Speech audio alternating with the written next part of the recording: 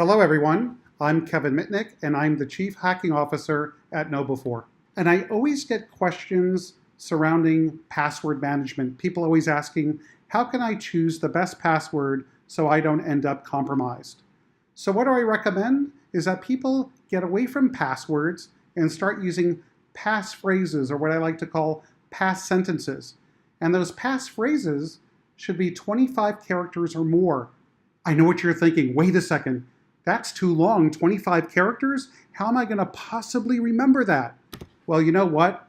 It's really simple. How about a simple sentence is I went to the beach today and swam in cold water, right? Something that's so easy to remember, but so hard for an attacker to crack. Now, you can make it a little bit more complex and misspell one of the words in the sentence. And by all means, you always want to use multi-factor authentication. So when you're accessing cloud-based applications or websites, any of those websites that allow you to do so, always enable multi-factor authentication. And what I recommend is using something like a YubiKey that uses FIDO technologies.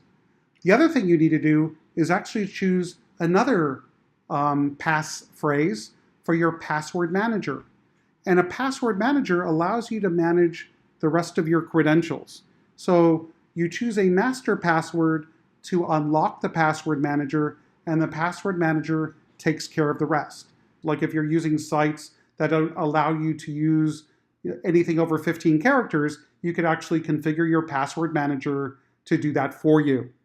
So let me show you how easy it is for a threat adversary to crack your passwords. Now, ordinarily, what an attacker is going to do is they're going to break into your company and they're going to get to Active Directory and they're going to extract all the password hashes for your users, and then they're going to crack those offline. Okay, so let me actually show you how that works. So I'm going over here to this website that allows me to generate random words, right? So we're going to pick words that are 14 characters long. Right here, I put in 14. I'm going to hit generate. So all this is doing is generating a word list because I just want to pick a random word. So I'll just, I don't know, pick something long.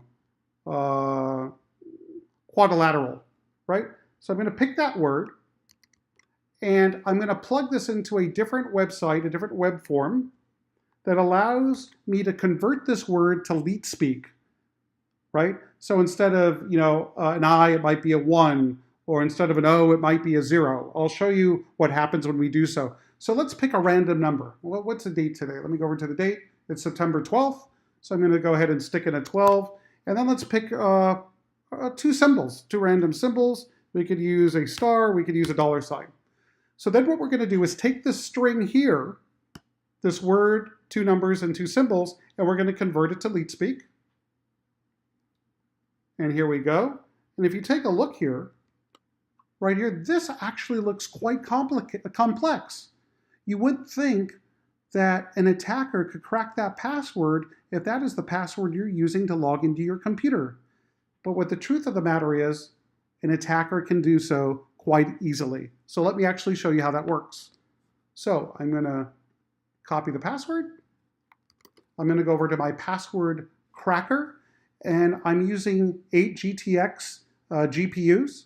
So I get billions of password tries a second with Windows NTLM hashes. That's in the billions, not the millions, the billions. So what I'm going to do is run my program. I'm going to put in the leet speak credential. That looks like complete gibberish. I'm going to hit enter. And then what my program does is it generates here an NTLM hash.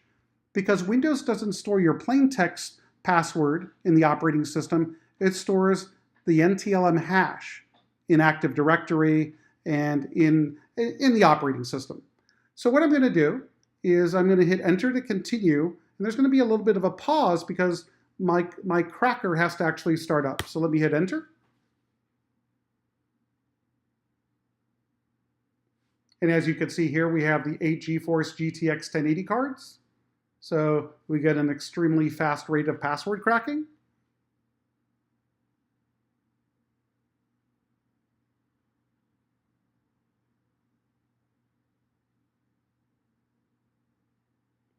And it started, so I'm going to hit a status, and as you can see here, I'm getting quite a bit of password tries a second. Wow, it already finished.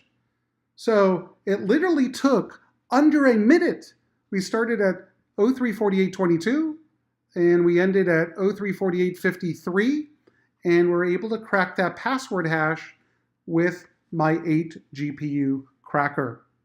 So again, how are you going to protect yourself against a threat adversary cracking your password? Stop using passwords. Start using passphrases, 25 characters or more, a sentence with spaces. So it's extremely easy for you to remember. If you want to make it a little bit more difficult, you could always misspell one of the words in the sentence. Always use multi-factor authentication wherever you possibly can. And remember, if you have a very complex password, you can't stop malware, malicious software, from intercepting your password with a keylogger. You also can't stop a sophisticated hacker from a spear phishing campaign.